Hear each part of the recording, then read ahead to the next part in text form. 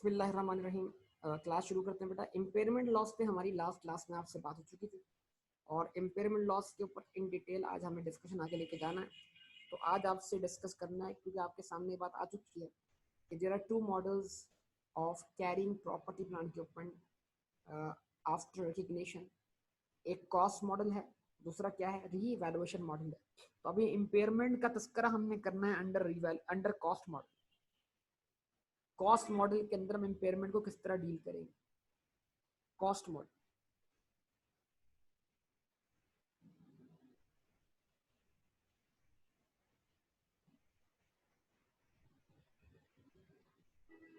Impairment loss under cost model.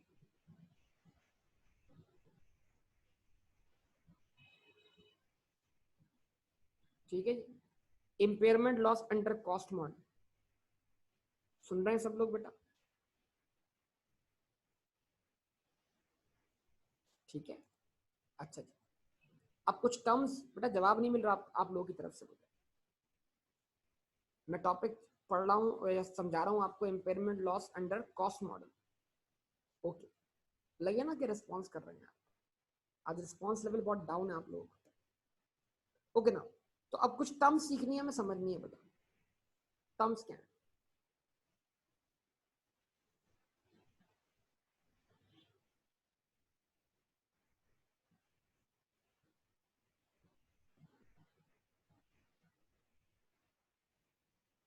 Historical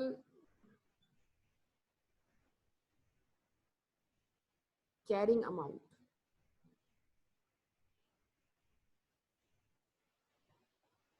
क्या term इस्तेमाल कर रहा हूँ बेटा?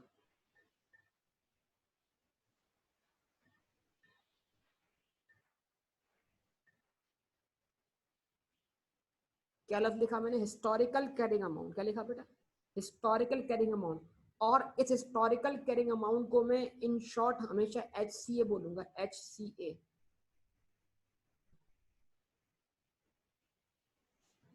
हिस्टोरिकल कैरिंग अमाउंट क्या है? Historical carrying amount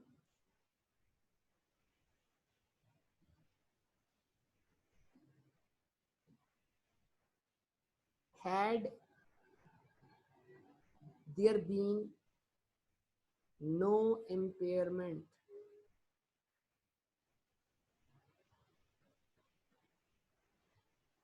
or no revaluation, had there been no impairment or no revaluation, what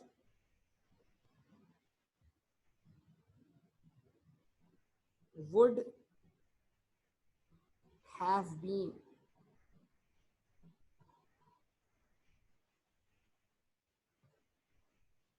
carrying amount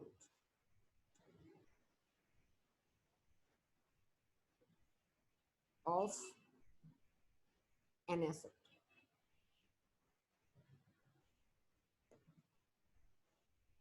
अगर किसी एसेट पर इम्पेयरमेंट ना चार्ज हुई होती, ना ही वो एसेट रीवैल्यू हुआ होता, अगर एसेट हमेशा अपनी कॉस्ट पे चलता, तो उसका कैरिंग अमाउंट क्या होता? होता, समझी जरा, होता वाली बात बड़ी इंपॉर्टेंट है। ये वही वाली बात है, अगर बॉल विकेट को हिट कर जाती तो बैट्समैन आउट हो जाता, आउट है नहीं। अगर मैं पढ़ लेता तो मैं पास हो जाता, तो मतलब मैं पास हूं नहीं। ठीक है ना, कंडीशनल सेंटेंसेस, ये सारी बातें आपको पता होनी चाहिए। तो अगर कोई इंपेयरमेंट चार्ज ना होती तो मेरी बुक्स में कैरिंग अमाउंट क्या होता?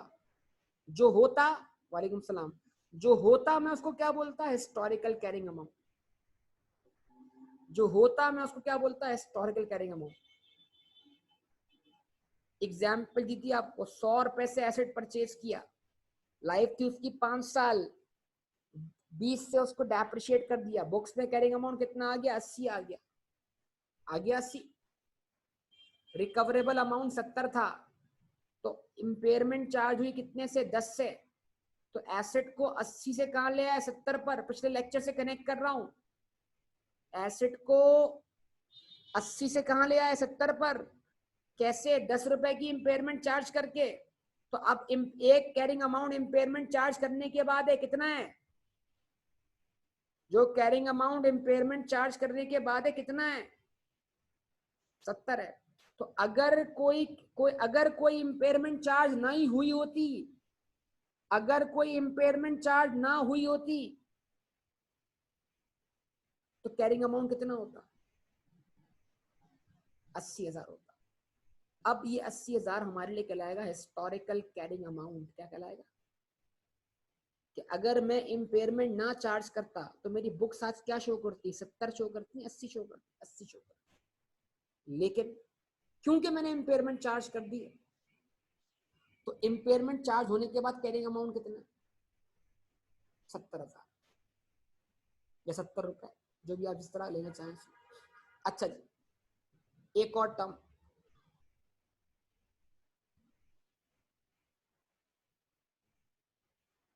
Actual carrying amount.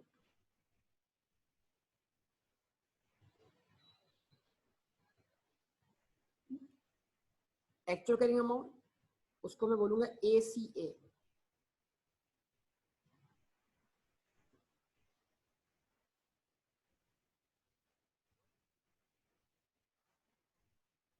Carrying amount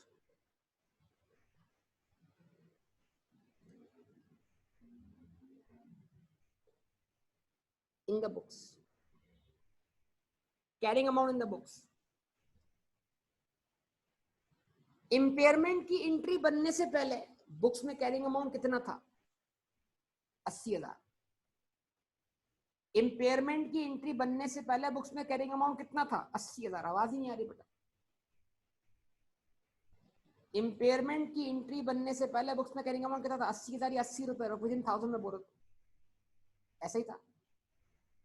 ठीक है, ये 80,000 रुपए हिस्टोरिकल कैरिंग अमाउंट भी था, और ये 80,000 रुपए बुक्स के अंदर मौजूद एक्चुअल कैरिंग अमाउंट, क्योंकि बुक्स भी 80,000 शो कर रही थी। लेकिन इंपेयरमेंट चार्ज करने के बाद हम 80 से कहां पर आ गए, 70 पर। इंपेयरमेंट चार्ज करने के बाद हम 80 से कहां पर आ गए, 70 पर। तो अभी बुक्स एक्चुअल कितना कैरिंग अमाउंट शो कर रही है, 70। तो 70,000 को हम बोलेंगे एक्चुअल कैरिंग अमाउंट। लेकिन अगर कोई इंपेयरमेंट चार्ज नहीं होती तो हिस्टोरिकली हमें कहां होना चाहिए था,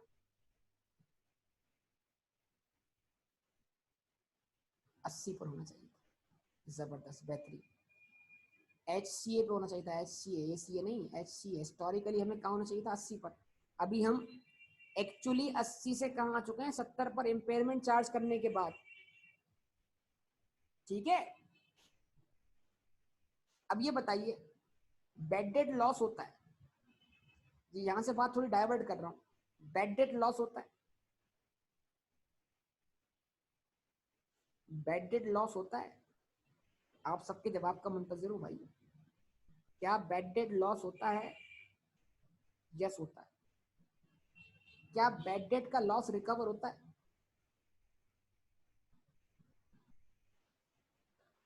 क्या बैड डेट रिकवरी नहीं होती? क्या बैड डेट रिकवरी नहीं सीखी आपने? जब बैड डेट होने के बाद रिकवरी हो जाए तो बैड डेट का लॉस रिकवर हो जाता है ना, या नहीं होता? हो जाता है। तो इस तरह क्या ऐसा नहीं हो सकता कि आज इंपेयरमेंट चार्ज हो गई है, वक्ती तौर पर हमें इकोनॉमिक बेनिफिट कम दिखाई दे रहा है, वक्ती तौर पे हमें इकोनॉमिक बेनिफिट कम दिखाई दे रहा है, लेकिन अगर मुस्तकबिल में इकोनॉमी तरक्की कर जाती है, इकोनॉमिक ग्रोथ हासिल हो जाती है, इकोनॉमी रिसेशन से बाहर निकल जाती है, तो हो सकता है मेरे कैश इनफ्लोस दोबारा से अच्छे हो जाए, ये एसिड मुझे पहले जितना कमा के दे, हो सकता है इंटरेस्ट रेट कम हो जाए। तो इकोनॉमिक फैक्टर्स तब्दील हो गए, तो जिन वजूहात की बिना पर मैंने उस एसेट पे इंपेयरमेंट चार्ज की थी, हो सकता है वो वजूहात खत्म होती भी दिखाई दे और मुझे इकोनॉमिक बेनिफिट मिलता हुआ दिखाई। क्या ख्याल है? अच्छा, अब मैं आपको इंपेयरमेंट की पाकिस्तान में एक प्रैक्टिकल एग्जांपल देने जा रहा हूं, जरा इसको साइडलाइन करके। फर्ज करें जनाब, हमारी एक फैक्ट्री है, फर्ज करें हमारी एक फैक्ट्री है, पता वो फैक्ट्री क्या बनाती है? Plastic bags, shopping bags. जवाब दीजिए। मैं इम्पेयरमेंट की प्रैक्टिकल एग्जांपल दे रहा हूं पाकिस्तान के अंदर, तवज्जो से सुनिएगा। फर्ज करें हमारी एक फैक्ट्री है जो क्या बनाती है? Plastic bags, shopping bags. ये बिजनेस हो सकता है? भाई आप सबका रिस्पॉन्स का मुंतजिर हूं। हाँ जबरदस्त, अच्छा बिजनेस है ना यार, हर जगह इस्तेमाल होता है प्लास्टिक बैग्स का, शॉपिंग बैग्स का। ये नहीं होता? होता है। लेकिन फर्ज फर्ज करें मैंने, सुनिए बात को, मैंने प्लास्टिक बैग्स बनाने की मशीन खरीद ली। वो मशीन मैंने खरीदी होगी एनपीवी निकाल कर, एनपीवी पॉजिटिव आ रही थी, पाकिस्तान में बिजनेस कामयाब बिजनेस था, मैंने प्लांट लगा लिया, मशीन लगा लिया, 1 साल हुआ, बिजनेस अच्छे से चल गया। अचानक से इमरान खान की हुकूमत आ गई और उसने प्लास्टिक बैग्स पे पाबंदी लगा दी। अब क्या हुआ? क्या अब मशीन चल पाएगी? क्या उससे इनफ्लो मिल पाएगा? क्या वो तमाम इनफ्लोज हासिल हो पाएंगे? तो प्रोडक्ट बैन होने की बिना पर क्या हुआ? प्रोडक्ट बैन होने की बिना पर क्या हुआ? उस जो मशीन का मुझे इकोनॉमिक बेनिफिट कल तक मिलता हुआ दिखाई दे रहा था, अब मुझे वो इकोनॉमिक बेनिफिट मिलता हुआ दिखाई नहीं दे रहा। उस इकोनॉमिक बेनिफिट में मुझे कमी आती हुई दिखाई दे रही है। बोले यस और नो। तो क्या ये इम्पेयरमेंट की अलामत नहीं है कि जो पैसा लगाया हुआ था मशीन में वो बाहर आता हुआ दिखाई नहीं दे रहा, वो रिकवर होता हुआ दिखाई नहीं दे रहा? बड़ा सिंपल सा कॉन्सेप्ट है यार, कि जो एसेट में पैसा लगाया हुआ है अगर वो वापस आता हुआ दिखाई ना दे रहा हो तो ये अलामत है कि इसकी इम्पेयरमेंट की। जरा इम्पेयरमेंट टेस्टिंग परफॉर्म कर लो और इम्पेयरमेंट लॉस चार्ज कर दो। क्या कहते हैं? Practical example impairment. आप ये बताए चले एक और प्रैक्टिकल। कोरोना वायरस की वजह से सारे, अब देखें ये जो सिनेरियो है ना, ये ओवरऑल बड़े बड़े बिजनेसेस की इंपेयरमेंट है। बताइए दुनिया भर की एयरलाइंस बंद पड़ी कि नहीं बंद पड़ी? जहाज रुके पड़े कि नहीं पड़े? अब आप मुझे बताइए कि जहाज अंडरग्राउंड हुए हुए हैं, जहाज लैंडेड हैं सारे के सारे, और उन जहाज का रिपेयर एंड मेंटेनेंस तो करना पड़ रहा होगा। हाँ कुछ खुली हुई है, छोड़ें इस बात को। उन जहाजों का रिपेयर एंड, बड़ी बड़ी एयरलाइंस की बात कर रहा हूँ ना, उन जहाज का रिपेयर एंड मेंटेनेंस देखना पड़ रहा होगा, लेकिन वो जहाज फ्लाइट तो नहीं पकड़ रहे यार। और अगर एक एक जहाज जो है वो एक एक दिन में फ्लाइट लेता है, हर 2 दिन में 3 दिन में एक फ्लाइट लेता है, तो जरा सोचिए वो कितना रेवेन्यू जनरेट करता होगा। अब ये जितना अरसा 2 महीने 3 महीने खुदा ना खास्ता वो जहाज जो है वो रुका पड़ा हुआ है, वो इस्तेमाल नहीं हो रहा, तो पड़े पड़े 3 महीने गुजर गए उस जहाज के और उसका रेवेन्यू एयरलाइन की जेब में नहीं आ रहा। उस जहाज की जो रिकवरी होनी थी वो रिकवरी एयरलाइन की जेब में नहीं आ रही। तो क्या ये अलामत नहीं है उस जहाज के इम्पेयर होने? क्या ये इंडिकेशन ऑफ इम्पेयरमेंट नहीं है? तो ये तो बड़ा, ये सीजन तो ऐसा सीजन है जनाब कि जितनी भी कंपनीज है ना, जब हम इनकी उठाएंगे फाइनेंशियल स्टेटमेंट्स, तो इन्होंने इम्पेयरमेंट चार्ज की भी होगी, ह्यूज अमाउंट ऑफ इम्पेयरमेंट। कुछ समझ रहे हैं बात को?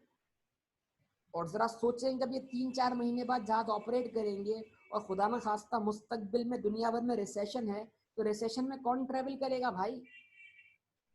तो सिर्फ मामला 3-4 महीने का नहीं है, मामला मुस्तकबिल का भी है। मुस्तकबिल में भी रेवेन्यूज कम होते हुए दिखाई दे रहे हैं। क्या पता बहुत सी एयरलाइन तो जहाज डिस्पोज ऑफ कर दें, लेकिन खरीदेगा भी कौन? जो उड़ाएगा वो खरीदेगा ना, और उड़ाएगा तब तो डिमांड होगी।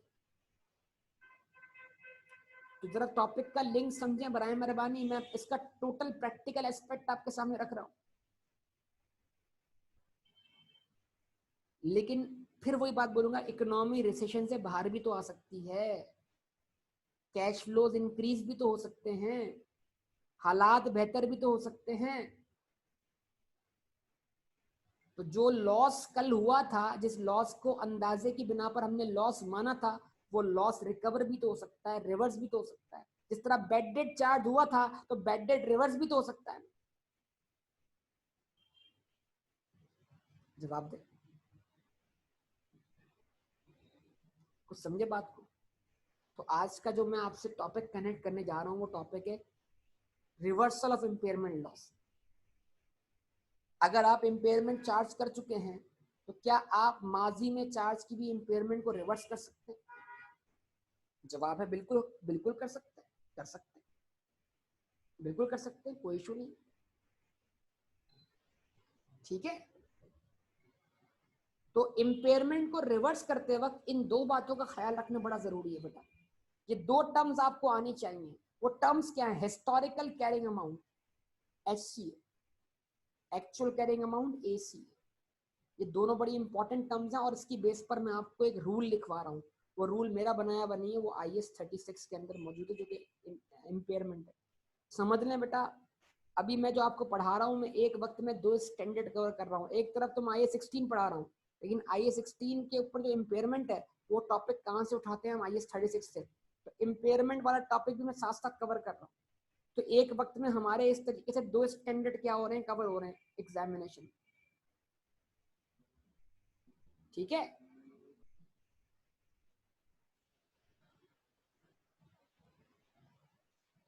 आज साध नहीं दिख रहा, साध, साध नहीं क्लास में आज।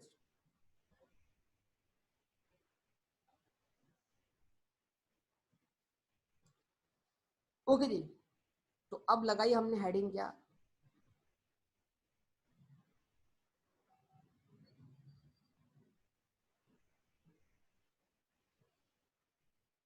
रिवर्सल ऑफ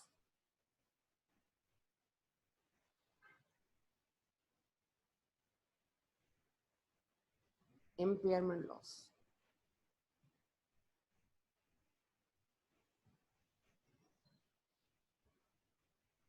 क्या लिखा बेटा?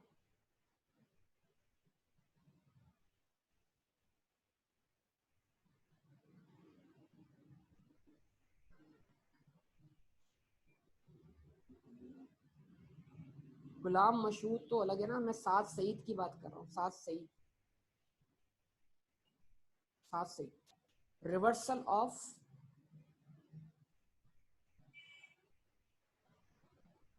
ऑफ इम्पेयरमेंट लॉस, ये क्या है बेटा?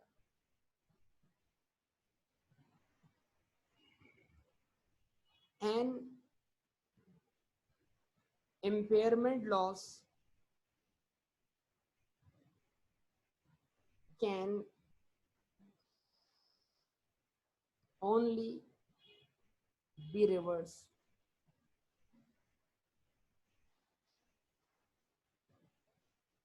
to the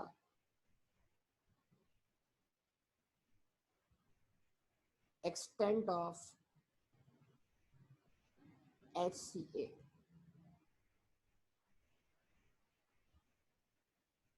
not above. Impairment loss अगर रिवर्स हो रहा है, हालात अगर बेहतर हो रहे हैं, तो इम्पेयरमेंट लॉस को ज्यादा में ज्यादा हिस्टोरिकल कैरिंग अमाउंट तक रिवर्स किया जा सकता है, उससे अबव रिवर्स नहीं किया जा सकता। An impairment loss can only be reversed to the extent of HCA, not above. Impairment loss ज्यादा में ज्यादा हिस्टोरिकल कैरिंग अमाउंट तक रिवर्स हो सकता है, उससे अब रिवर्स नहीं हो सकता। अब ये तमाम बातों को समझने के लिए हम एक सिनेरियो बना रहे हैं, यहाँ पर एक क्वेश्चन लिख रहा हूँ मैं, यहाँ पर इसको मैं सॉल्व करूंगा।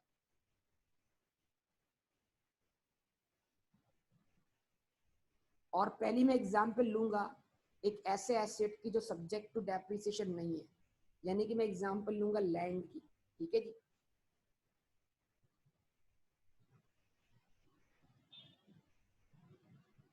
An entity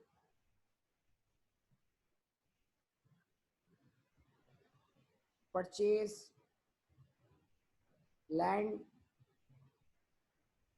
at cost of rupees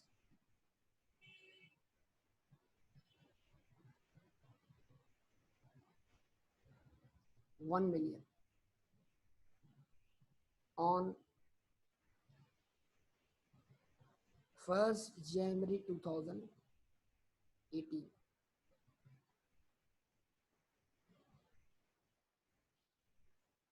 at the end of 31st December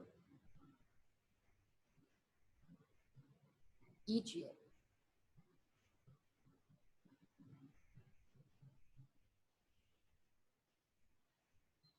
The recoverable amount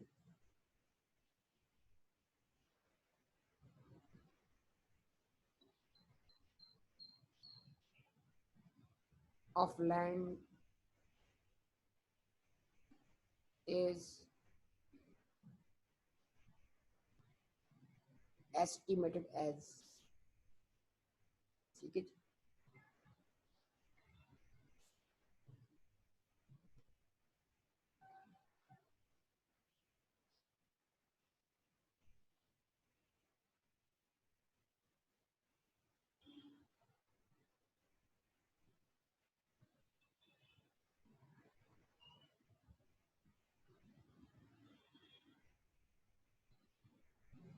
year and recoverable amount, ठीक है। 2018 31 दिसंबर पर बोल दिया मैंने, डायरेक्ट मैं यहाँ लिखूंगा 2018 8 लाख रुपए, 2019 7 लाख रुपए, 2020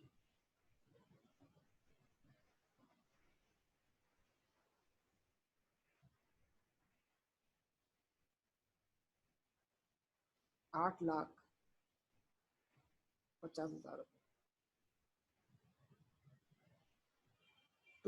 रुपए, 2021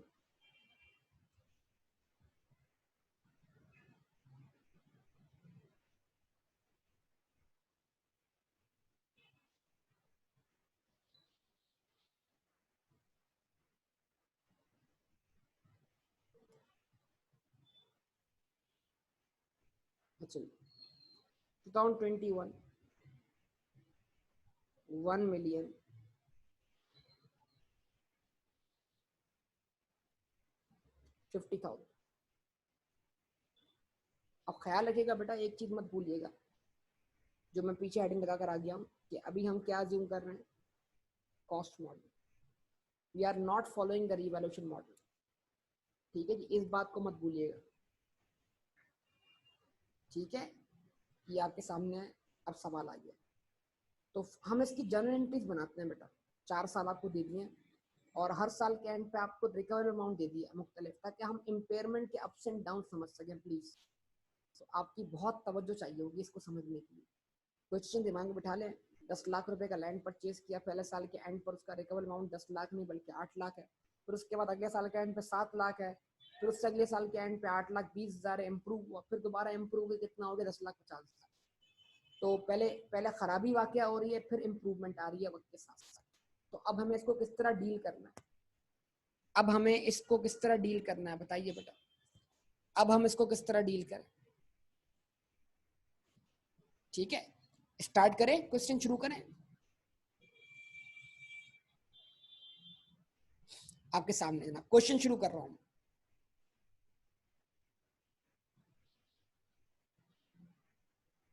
फर्स्ट जनवरी 2018 को हमने लैंड परचेज किया, कितने का बेटा,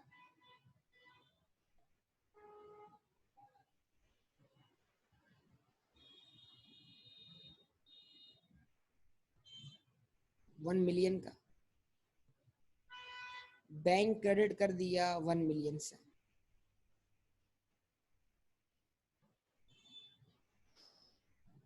अब आप जवाब दीजिए मुझे कि लैंड की वैल्यू कितने से कैपिटलाइज की, 1 मिलियन से। तो लैंड का कैरिंग अमाउंट कितना हुआ, लैंड का कैरिंग अमाउंट कितना हुआ, 1 मिलियन। जवाब नहीं मिला आपकी तरफ से बेटा।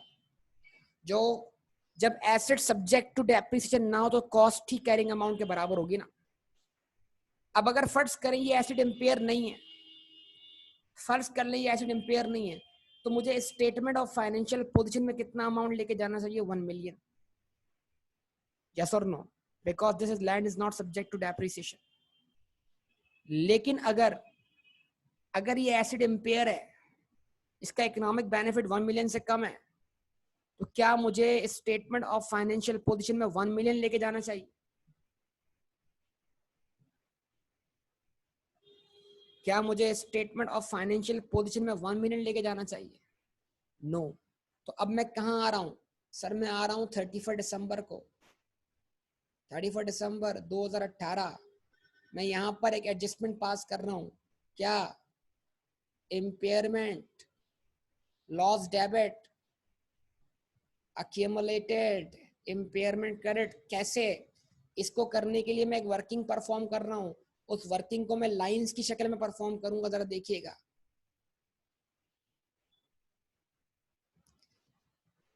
तो इम्पेयरमेंट की जरा एक एक बात का जवाब देंगे तो बात बनेगी, अगर एक एक बात का जवाब नहीं देंगे तो बात नहीं बनेगी।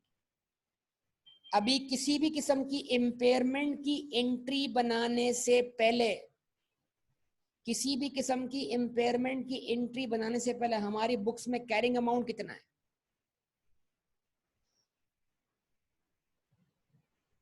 1 मिलियन। तो एक्चुअली हम अपनी बुक्स में कहां पर हैं? 1 मिलियन पर।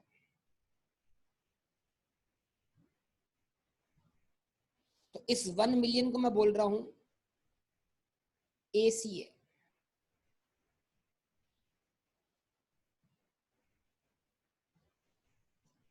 इस 1 मिलियन को मैं बोल रहा हूं ACA, actual carrying amount. Actually अभी हम बुक्स में 1 मिलियन पर हैं। जवाब दीजिए। यस। क्या 1 मिलियन पर, क्या 1 मिलियन पर अब तक कोई इंपेयरमेंट चार्ज हुई है? क्या 1 मिलियन पे अब तक कोई इंपेयरमेंट चार्ज हुई है? तो अभी तक अगर 1 मिलियन पे कोई इंपेयरमेंट चार्ज नहीं हुई, तो यही 1 मिलियन हमारा क्या है? HCA। यही 1 मिलियन हमारा क्या है? HCA। यानी एक्चुअली भी बुक्स में हम 1 मिलियन पर हैं। एक्चुअली भी हम बुक्स में 1 मिलियन पर हैं, और हिस्टोरिकली भी हमें बुक्स में 1 मिलियन पे होना चाहिए। तो अभी हमारी बुक्स जो कैरिंग अमाउंट शो कर रही है 1 मिलियन है, और 1 मिलियन क्योंकि किसी भी किस्म की इंपेयरमेंट चार्ज करने से पहले है, तो लिहाजा ये 1 मिलियन ही एक्चुअल कैरिंग अमाउंट है। ये 1 मिलियन ही हिस्टोरिकल कैरिंग अमाउंट है। ठीक है जी। अब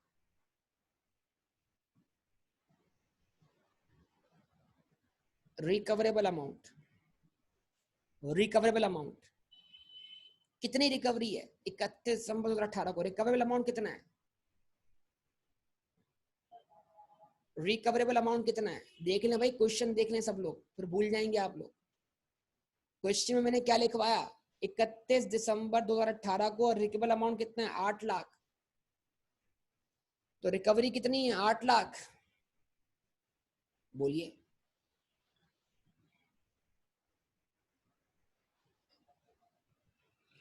तो इसका मतलब ये है कि स्टेटमेंट ऑफ फाइनेंशियल पोजीशन में मैं 1 मिलियन लेके जाऊं, या स्टेटमेंट ऑफ फाइनेंशियल पोजीशन में मैं 8 लाख लेके जाऊं? अगर मैं स्टेटमेंट ऑफ फाइनेंशियल पोजीशन में 8 लाख लेके जाऊं, तो मुझे 1 मिलियन को नीचे लाना है 8 लाख तक। तो मुझे इंपेयरमेंट लॉस चार्ज करना है कितने से? 2 लाख से। ऐसे ही। तो मैंने एंट्री पास की। क्या एंट्री पास की? इंपेयरमेंट लॉस डेबिट 2 लाख से, accumulated impairment credit 2 लाख से। ठीक है जी। मैंने एंट्री पास कर दी, इंपेयरमेंट लॉस डेबिट 2 लाख से, accumulated impairment credit कितने से? 2 लाख से। करेक्ट? बोलिए, जवाब दीजिए। अब ये एंट्री बनने के बाद मेरी बुक्स में कैरिंग अमाउंट कितना है? ये एंट्री बनने के बाद मेरी बुक्स में कैरिंग अमाउंट कितना है? 8 lakh. Actual actual carrying amount है ना? तो after impairment the actual carrying amount is, after impairment the actual carrying amount is 800,000। लेकिन अगर कोई इम्पेयरमेंट चार्ज ना हुई होती, अगर कोई इम्पेयरमेंट चार्ज ना हुई होती तो मेरी बुक्स में कैरिंग अमाउंट क्या होता, 1 मिलियन। तो अब मैं 1 मिलियन को क्या बोलूं, हिस्टोरिकल कैरिंग अमाउंट। अब एसीए और एससीए बराबर नहीं रहे। इम्पेयरमेंट चार्ज होने के बाद एसीए एक्चुअल कैरिंग अमाउंट अलग हो गया।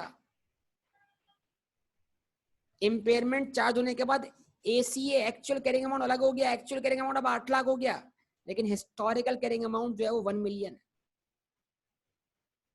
क्या ये बात समझ में आ रही है सब लोगों को बेटा? ठीक है जी। तो अब एक और सवाल मैं बनाने जा रहा हूं, स्टेटमेंट ऑफ फाइनेंशियल पोजीशन। तो लैंड अकाउंट होगा जनरल लेजर के अंदर। लैंड अकाउंट होगा जनरल लेजर के अंदर, होगा। जनरल लेजर बोले तो नहीं ना बेटा? General entries, general ledger, ledger posting, trial balance बोले तो नहीं है? जीएल बोल दूं, जीएल इन शॉर्ट। तो जीएल में क्या होगा, लैंड अकाउंट होगा। जीएल में होगा लैंड अकाउंट। जीएल में लैंड अकाउंट होगा, होगा। जीएल में उस लैंड अकाउंट का बैलेंस शीट कितना होगा? जीएल में उस लैंड अकाउंट का बैलेंस शीट कितना होगा?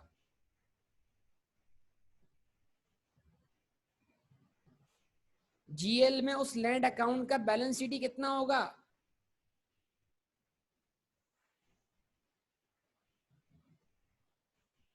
जीएल में उस लैंड अकाउंट का बैलेंस शीट कितना होगा? गलत जवाब, 1 मिलियन। 1 मिलियन होगा, क्योंकि आप इंपेयरमेंट लॉस चार्ज कर रहे हैं। इंपेयरमेंट लॉस से ये इंपैक्ट गया प्रॉफिट एंड लॉस अकाउंट में, और ये इंपैक्ट कॉन्ट्रा है तो क्या एसओएफपी में जाएगा। तो आपने लैंड डेबिट कितने से किया हुआ है, 1 मिलियन से।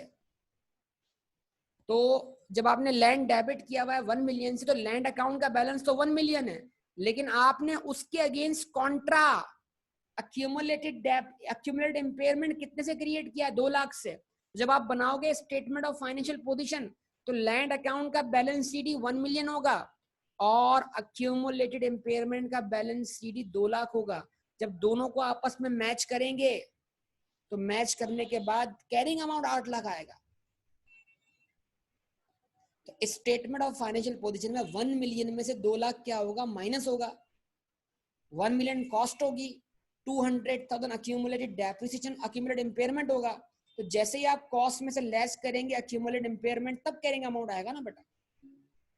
आप एक बुनियादी गलती कर रहे हैं। कॉन्ट्रैक्ट का कॉन्सेप्ट क्या होता है? कॉन्ट्रैक्ट का कॉन्सेप्ट होता है कि एसेट में जो बैलेंस है वो वैसा का वैसा रहे, लेकिन जो उसमें डिक्रीज आया वो डिक्रीज किसी और अकाउंट में रिकॉर्ड हो। उस अकाउंट का नाम क्या था, कॉन्ट्रा। क्या ये बात क्लियर है सबको बेटा? जवाब दीजिए। हमजा बेटा कोई क्वेश्चन है तो बताइए।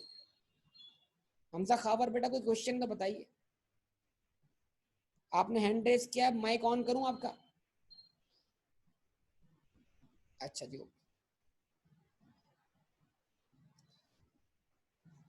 यहां तक क्लियर बेटा? ओके, आगे बढ़े। तो जरा बताइए, 31 दिसंबर 2018 को बनने वाली स्टेटमेंट ऑफ फाइनेंशियल पोजीशन में कितना अमाउंट गया, कितना कैरिंग अमाउंट गया लैंड का, 8 लाख रुपए। क्लियर? क्लियर? ओके, आगे बढ़ते हैं। अगला साल कहां पहुंचे, 31 दिसंबर 2019 पे पहुंच गए। पहुंचे बेटा, 31 दिसंबर 2019 पे पहुंचे, पहुंचे। इस डेट पर लैंड अकाउंट का बैलेंस क्या है, वही 1 मिलियन। लैंड अकाउंट के अगेंस्ट जो अक्यूमुलेटेड इंपेयरमेंट का बैलेंस है वो कितना है, 2 लाख रुपए। दोनों को नेट कर दे तो कैरिंग अमाउंट कितना है, 8 लाख रुपए। ऐसा ही, तो इसका मतलब ये हुआ इस डेट पर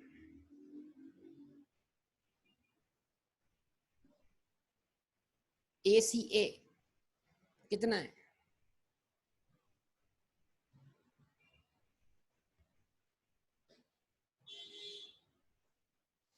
एक्चुअल कैरिंग अमाउंट कितना है? 8 लाख रुपए। जवाब दें। अब इस डेट पर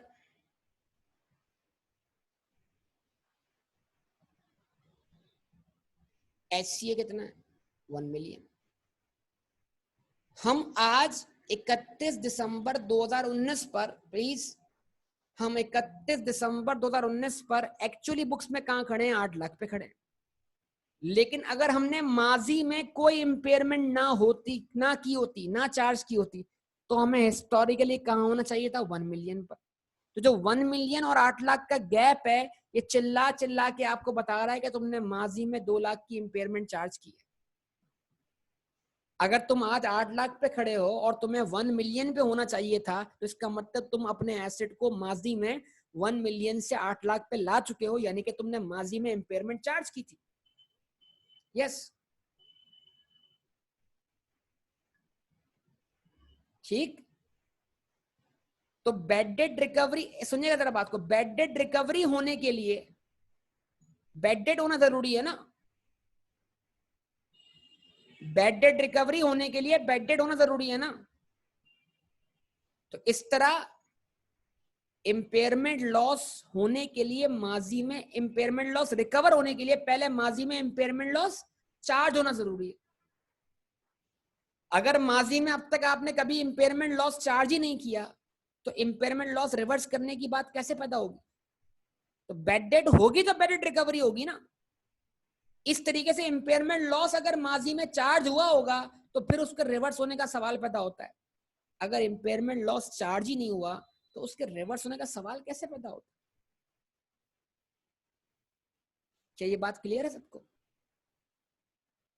जवाब नहीं मिल रहा आपकी तरफ से? Okay, good. सब रिस्पॉन्स करें ना बेटा, सब रिस्पॉन्स करें तो बात बनेगी। ओके, अब ये आ जाइए वापस कि 31 दिसंबर 2019 पर एक्चुअली मैं कहां पर हूं? 8 लाख पर हूं। 31 दिसंबर 2019 पर अगर मैंने कोई इंपेयरमेंट ना चार्ज की होती, तो मैं कहां होता? 1 मिलियन पर होता। तो मैं माजी में 2 लाख की इंपेयरमेंट चार्ज करके आ चुका हूं। अब क्या हालात हैं? अब हालात ये हैं सर कि रिकवरी और नीचे आ चुकी है। अब रिकवरेबल अमाउंट 7 लाख रुपए है सर। अब रिकवरेबल अमाउंट कितना है? 7 लाख रुपए है। बोलिए, मैं कहां हूं? 8 लाख पर, और रिकवरी 8 लाख से भी नीचे आ चुकी है। तो क्या मैं अब 2019 की स्टेटमेंट ऑफ फाइनेंशियल पोजीशन में 8 लाख रिपोर्ट करूं या 7 लाख रिपोर्ट करूं? जवाब दे। 7 लाख। तो इसका मतलब ये हुआ कि ईयर 2 में, ईयर 1 में तो मैं इंपेयरमेंट चार्ज कर चुका था, ईयर 2 में मुझे फर्दर इंपेयरमेंट चार्ज करनी पड़ी है। फर्दर इंपेयरमेंट चार्ज करनी पड़ रही है।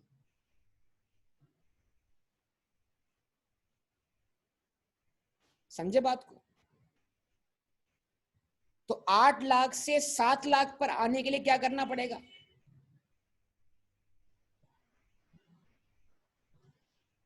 8 लाख से 7 लाख पर आने के लिए क्या करना पड़ेगा? कितने से इंपेयरमेंट चार्ज करनी पड़ेगी? 1 लाख से। तो इसका मतलब क्या हुआ? आप नीचे आ जाइए और इंपेयरमेंट लॉस चार्ज कीजिए। कितना? 1 लाख से। क्या एंट्री बनाई आपने?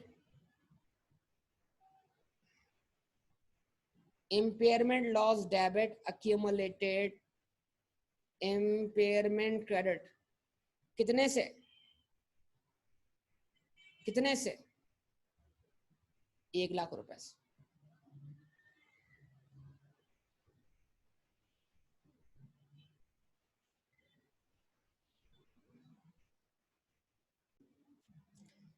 ठीक है जी, एंट्री बनी? जवाब दे। अब जरा बताइए, ये एंट्री बनने के बाद क्या रिजल्ट निकला?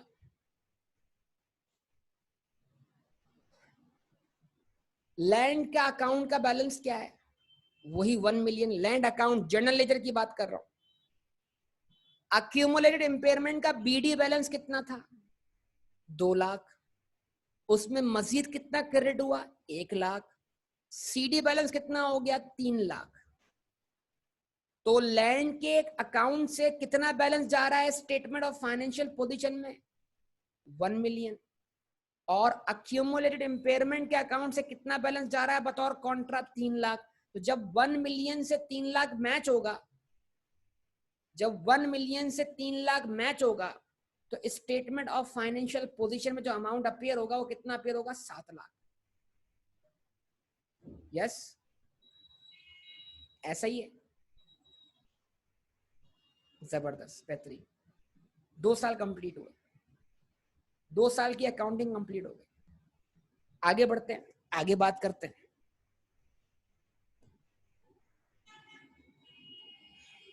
चलेंगे, ओके, आगे बढ़े।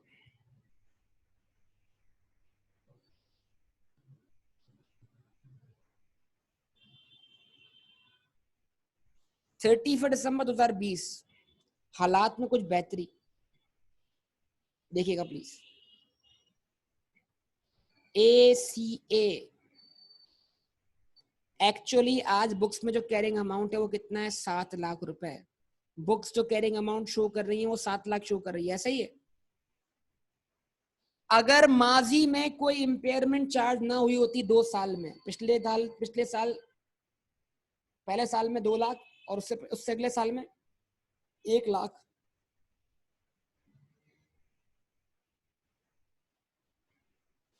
तो मेरी बुक्स में कैरिंग अमाउंट क्या होता?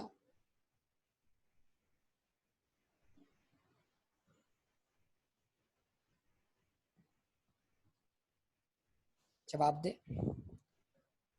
अगर माजी में कोई इंपेयरमेंट चार्ज ना हुई होती तो बुक्स में कैरिंग अमाउंट क्या होता? 1 मिलियन ही होता ना। तो जरा देखें, आज आंखें खोल के देखें, अच्छी तरह देखें। जो लाइंस है, 2 लाइंस, ये लाइंस क्लियरली बता रही हैं कि आप अगर इंपेयरमेंट चार्ज ना करते तो आप 1 मिलियन पर होते, लेकिन क्योंकि आपने इंपेयरमेंट्स चार्ज किए तो आज आप 7 लाख पर हैं। तो किसी भी पॉइंट पर ACA और HCA का जो डिफरेंस है, अगर ACA HCA से नीचे है तो इसका मतलब ये हुआ कि आप माजी में इंपेयरमेंट चार्ज करके आ चुके हैं। आपको होना 1 मिलियन पे चाहिए था और आप हैं 7 लाख पर। तो किसी भी पॉइंट पर जो डिफरेंस है वो 3 लाख रुपए के बराबर बन रहा है, और 3 लाख रुपए अब तक की आपकी टोटल इंपेयरमेंट के बराबर। तो माजी में आप 3 लाख की इंपेयरमेंट चार्ज कर चुके हैं, ऐसा ही है, ऐसा ही है ना। अब क्या कोई बेहतरी आई? जी जनाब, बेहतरी आई, रिकवरी हुई। रिकवरी जो है थोड़ी ऊपर हो गई, वरना अब तक रिकवरी HCA से नीचे जा रही थी। अब रिकवरी का सवाल जब पैदा होगा जब हम माजी में इंपेयरमेंट चार्ज करके आए हों। अगर कोई इंपेयरमेंट चार्ज नहीं हो रही तो रिकवरी का सवाल पैदा नहीं होता ना। What is the recoverable amount? Sir what is the recoverable amount? Sir recoverable amount कितना है? 8,20,000। What is the recoverable amount? कितना बेटा? 8,20,000। तो 7 लाख से हम जंप कर जाएं 8,20,000 पर, तो रिवर्सल ऑफ इंपेयरमेंट, तो आपको इंपेयरमेंट लॉस रिवर्स होता हुआ दिखाई दे रहा है। कितने से? कितने से? अगर 7 लाख को 8,20 बनाना है तो एंट्री कितने से पास करनी है? 1,20,000 से। जरा बताएंगे वो एंट्री क्या होगी? वो एंट्री क्या होगी? अमाउंट तो पता लग गया, वो एंट्री क्या होगी? वो एंट्री क्या होगी? वो एंट्री होगी accumulated impairment debit, impairment loss credit. जो माजी में एंट्री बनाते हुए आए हैं उसी एंट्री को रिवर्स करना है। कितने से? 1,20,000 से।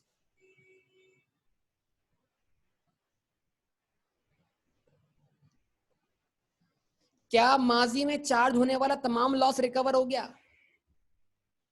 क्या एसेट पूरी तरह सेहतमंद हो गया? या रिकवरी हुई है कुछ थोड़ी बहुत? फुली सेहतमंद हो गया? पूरी तरह सेहतमंद तो नहीं हुआ, पूरी तरह तो रिकवर नहीं हुआ, लेकिन बेहतरी जरूर आई है। क्या कहेंगे? तबीयत में बेहतरी आई है ना, एसेट की तबीयत में बेहतरी आई। ठीक है, रिकवरी हुई है। अच्छा जी आगे बढ़ते हैं। अच्छा अब उसके बाद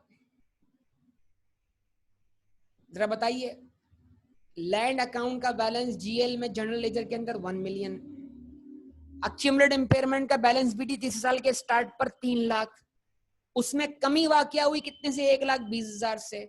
अक्यूमुलेटेड इंपेयरमेंट का बैलेंस अब कितना बचा, तीसरे साल के एंड पर अक्यूमुलेटेड इंपेयरमेंट का बैलेंस सीडी क्या है, 3 लाख अगर बैलेंस बीडी था, 1,20 से क्या हो गया, अक्यूमुलेटेड इंपेयरमेंट डेबिट हो गया, तो अब कितना बचा, 1,80,000। अब अगर आप 1 मिलियन से 1,80,000 का कॉन्ट्रा मैच करते हैं तो जरा देखिए आंसर क्या आता है, 1 मिलियन माइनस 180,000, 820,000, 8,20,000। तो 8,20,000 हमारे रिकवरेबल अमाउंट के बराबर है, जाएगा स्टेटमेंट ऑफ फाइनेंशियल पोजीशन में 2020। तो 2020 में तो हम कैरिंग अमाउंट रिपोर्ट करेंगे, स्टेटमेंट ऑफ फाइनेंशियल पोजीशन में वो कितना होना चाहिए, 8,20,000 होना चाहिए। सही, क्लियर, सबको क्लियर बेटा, जवाब दें। अच्छा जी ओके, अगला साल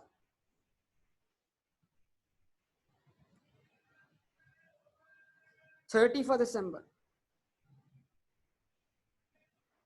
2021, ठीक है जी, ठीक है जी। HCA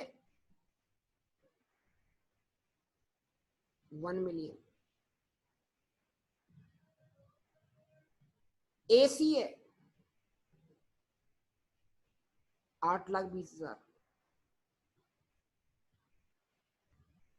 यानी अभी हम बुक्स में 8,20,000 पर हैं और हिस्टोरिकली हमें कहाँ होना चाहिए था, 1 मिलियन पर, 10 लाख पर। अब रिकवरी कितनी,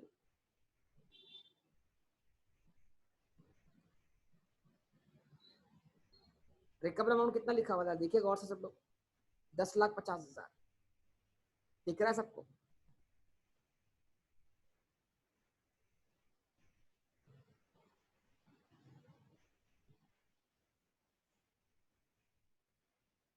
ठीक है, अच्छा जी।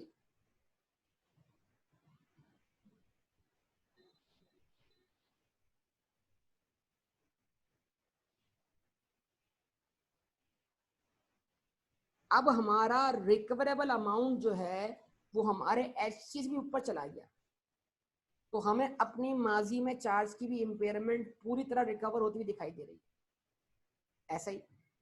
अब आप बताइए यहाँ पर क्या एंट्री बननी चाहिए, अब आप बताइए यहाँ पर क्या एंट्री बननी चाहिए, बताइए, बोलिए सब लोग बेटा, अब यहाँ पे क्या एंट्री बननी चाहिए, अमाउंट के साथ, अमाउंट के साथ, अमाउंट के साथ।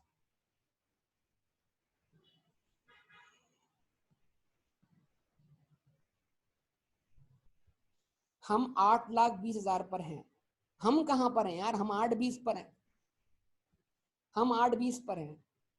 ओ जैफा, रिटेन अर्निंग कहां से डेबिट हो गए भैया, तबीयत ठीक है, रिटेन अर्निंग कहां से आ गई बेटा अभी, हाँ बेटा, क्या एंट्री बननी चाहिए,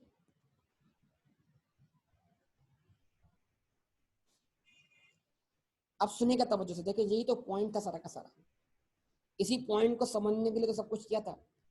रिकवरी HCA से भी ज्यादा है, ऐसा ही है ना, अपोजिट तो बनेगी, रिकवरी HCA से भी ज्यादा है, लेकिन जो प्रिंसिपल समझाया था, कॉस्ट मॉडल में आप इंपेयरमेंट लॉस को ज्यादा में ज्यादा HCA तक रिकवर कर सकते हैं, आप इस बॉर्डर को क्रॉस नहीं कर सकते। आप 8,20 को 1,000 बना सकते हैं, आप 8,20 को 1,050 तक ले जा नहीं सकते, आप यहां से यहां आ सकते हैं, आप यहां से यहां नहीं जा सकते, because you are following what, cost model. Cost model में आप हिस्टोरिकल कैरिंग अमाउंट तक वापस आ सकते हैं, आप उससे ऊपर नहीं जा सकते। अगर आप HCA का बॉर्डर क्रॉस करना चाहते हैं तो HCA का बॉर्डर क्रॉस करने के लिए आपको जो वीजा चाहिए, वीजा, वो वीजा आपको मिलेगा रीवैल्यूएशन मॉडल में। अभी हम क्या फॉलो कर रहे हैं, कॉस्ट मॉडल। तो कॉस्ट मॉडल में हम ज्यादा में ज्यादा इम्पेयरमेंट लॉस जो रिवर्स कर सकते हैं वो HCA तक कर सकते हैं, नॉट अबव। अब जरा इस स्टेटमेंट को सुन लीजिएगा जो लिखवा कर आया था। आप सबकी भरपूर तवज्जो, यही हमारा आज का टॉपिक था। An impairment loss, an impairment loss, an impairment loss can only be reversed to the extent of HCA. Impairment loss ज्यादा में ज्यादा, इम्पेयरमेंट लॉस ज्यादा में ज्यादा HCA तक रिवर्स हो सकता है, उससे ऊपर रिवर्स नहीं हो सकता। ठीक है, तो भले रिकवरी ज्यादा हो, भले रिकवरी ज्यादा हो, लेकिन इस केस में इम्पेयरमेंट लॉस सिर्फ कहां तक रिवर्स होगा बेटा? HCA तक, नॉट अबव। तो इसकी एंट्री क्या बनेगी? इसकी एंट्री बनेगी accumulated impairment debit, impairment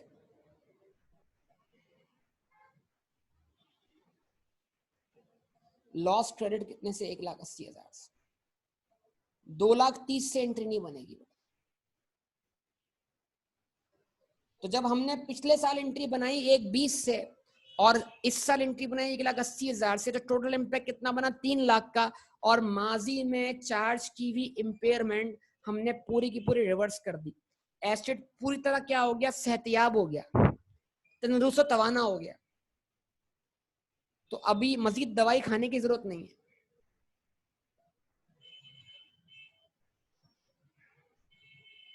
जवाब दीजिए बेटा। An impairment loss can only be reversed to the extent of HCA, not above.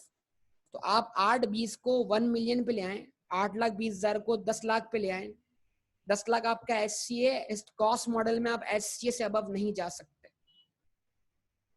क्या ये बात सबको क्लियर हुई यहां तक बेटा? आप सबसे पूछ रहा हूं, सबके रिस्पॉन्स का मुंतजर। जवाब दीजिए। यस। अब यही कॉन्सेप्ट अप्लाई करना है। रिमेनिंग अमाउंट कहीं नहीं जा रहा ना भाई, यही तो बात है। रिमेनिंग अमाउंट क्या आपने जेब से लगाया हुआ था? नहीं ना। आपने कितना लॉस चार्ज किया था? 3,00,000 का। वो 3,00,000 का लॉस आपका रिवर्स हो चुका है। जितना लॉस था उतना लॉस रिवर्स हो गया, आप हिसाब लगा लो। तो अब अगर आप अपने एसेट को 10 लाख से ऊपर दिखाते हो तो फिर तो आप उसको दिखा रहे हो किस पर? रीवैल्यूएशन पर। तो रीवैल्यूएशन जो है वो, अभी हम कौन सा मॉडल पढ़ रहे हैं? Cost model. रीवैल्यूएशन हमारा बाद में आएगा, अगला टॉपिक होगा हमारा। पहले बताइए यहां तक बात क्लियर? तो अभी मैं कॉस्ट मॉडल पढ़ा रहा हूं, और कॉस्ट मॉडल में रहते हुए आप HCA तक जा सकते हैं, उससे अबव नहीं आ सकते। आप HCA से नीचे और ऊपर, HCA से अगर आप नीचे हैं तो आप HCA तक ऊपर आ सकते हैं। ठीक है, कॉस्ट मॉडल के अंदर हिस्टोरिकल कैरिंग अमाउंट के बॉर्डर से अबव नहीं आ सकते, ये उसकी हद है, लिमिट है। इससे आगे जाओगे तो जल जाओगे, समझ लो।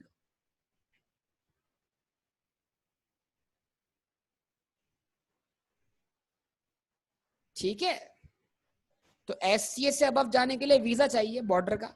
वो वीजा हमें कहाँ मिलेगा? वो वीजा हमें रीवैल्यूएशन मॉडल में मिलेगा, वो भी हम साथ साथ पढ़ेंगे। बस क्या ये बात सबको समझ में आती है बेटा? जवाब दीजिए। अच्छा, अब अगर मैं एक क्वेश्चन बनाऊं और वो क्वेश्चन इस तरह बनाऊं कि उसमें डेप्रिसिएशन भी हो, क्योंकि जब जब मैंने एक ऐसा एसेट लिया जो जिसके ऊपर कोई डेप्शन चार्ज नहीं हो रही थी, तो उसका HCA कांस्टेंट रहा, लेकिन जो एसेट डेप्रिशिएट होगा उसका HCA कांस्टेंट नहीं रहेगा। मतलब अगर ₹1,00,000 वाला एसेट है, उसको अगर मैं कॉस्ट पे डेप्रिशिएट करता रहूं तो पहले साल के एंड पे उसका HCA जो होगा वो 80,000 होगा, उससे अगले साल उसका HCA 60,000 होगा, उससे अगले साल उसका HCA 40,000 होगा, उससे अगले साल उसका HCA 20,000 होगा, यहां तक कि वो एसेट एक दिन फुली डेप्रिशिएट हो जाएगा। तो क्योंकि एसेट सब्जेक्ट टू डेप्शन नहीं था, उसका HCA कांस्टेंट रहा, लेकिन जब एसेट सब्जेक्ट टू डेप्शन होगा तो HCA कांस्टेंट नहीं रहेगा।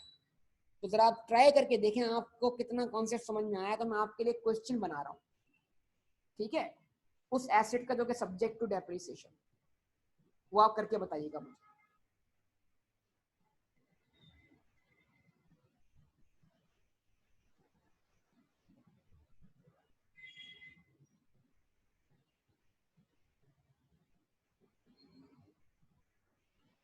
A machine was purchased on 1st January 2018 for rupees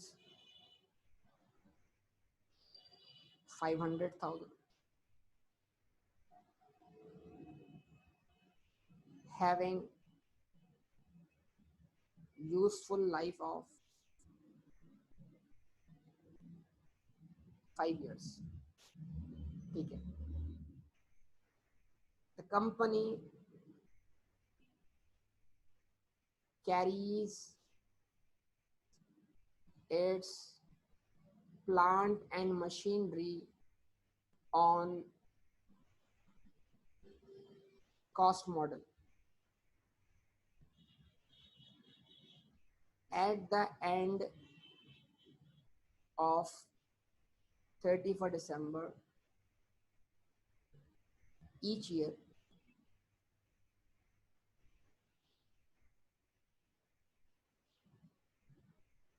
recoverable amount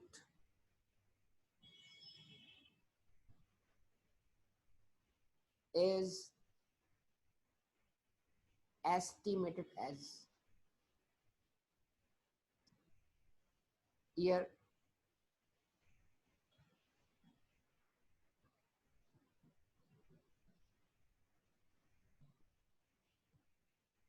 recoverable amount 2018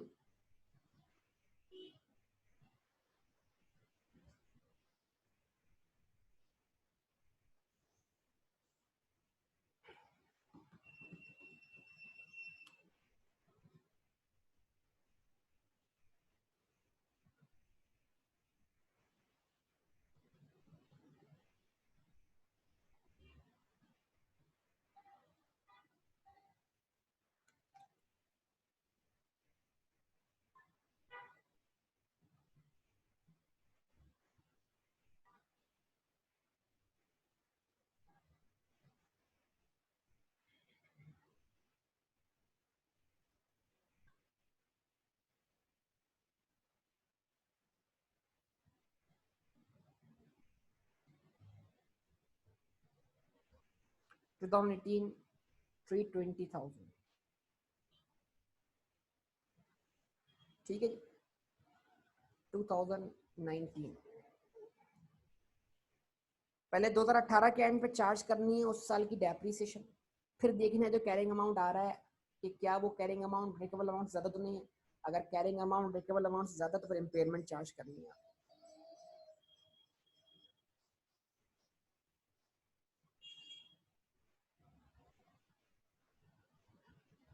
ठीक है जी. उसके बाद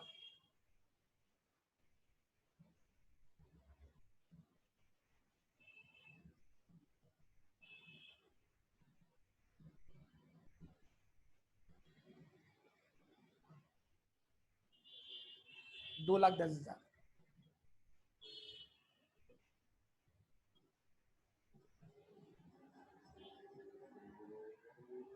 ठीक है.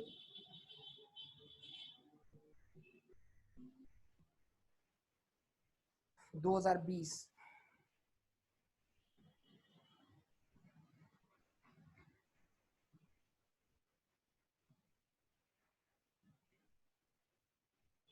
1,80,000 और 2021 1,50,000. तो ये 4 साल के एंड पर बेटा आपको मुख्तलिफ रिकवरेबल अमाउंट दे दिए मैंने. अब ये आपका टास्क है कि आप इसको सॉल्व करके आए. हर साल के एंड पे पहले चार्ज करनी है आपने डेप्रीसिएशन, और हमेशा डेप्शन चार्ज करने के बाद इम्पेयरमेंट लॉस को चार्ज करना है या इम्पेयरमेंट लॉस को रिवर्स करना है. तो हमेशा पहले चार्ज होगी उस साल की डेप्रीसिएशन, और डेप्शन चार्ज होने के बाद इम्पेयरमेंट लॉस को चार्ज रिकवर करने की बात की जाएगी. एसेट की कॉस्ट 5 लाख रुपए है. अगर ये एसेट कॉस्ट पे ही डेप्शन होता रहे तो पहले साल के एंड पर इसका हिस्टोरिकल कैरिंग अमाउंट 4 लाख होगा, उससे अगले साल के एंड पर हिस्टोरिकल कैरिंग अमाउंट 3 लाख होगा, और उससे अगले साल के एंड पर हिस्टोरिकल कैरिंग अमाउंट 2 लाख होगा, और एट द एंड 1 लाख होगा, फिर जीरो हो जाएगा। क्यों? अगर ये एसेट कभी इम्पेयर ना हो तो ये asset per year lakh lakh रुपए से डेप्ट होता रहेगा, और पहले साल के एंड पर हिस्टोरिकल कैरिंग अमाउंट 4 लाख, फिर 3 लाख, फिर 2 लाख, फिर 1 लाख, फिर सिफर। तो यहाँ पर हिस्टोरिकल कैरिंग अमाउंट का मतलब क्या है कि अगर एसेट पे किसी भी किस्म की डेप्ट इम्पेयरमेंट चार्ज ना होती तो एसेट अपनी कॉस्ट पे डेप्रिशिएट होता रहता, और जब एसेट अपनी कॉस्ट पे डेप्रिशिएट होता रहता तो जो हमारा कैरिंग अमाउंट हर साल के एंड पे बुक्स में जनरेट होता, उसको हम क्या बोलेंगे? Historical carrying amount. तो आप थोड़ी कोशिश कीजिएगा कि आप इस क्वेश्चन को सॉल्व करें। उम्मीद करता हूँ इसको सॉल्व कर पाएंगे। क्या ऐसी उम्मीद रखी जाए बेटा आपसे? चले इंशाल्लाह। अब आप ये समझना आपका होमवर्क बन गया, ठीक है? तो इंशाल्लाह कल इसके ऊपर फर्दर बात करेंगे, ठीक है बेटा? आज तक इसको क्लोज करते हैं। ओके बेटा, अल्लाह हाफ़िज़।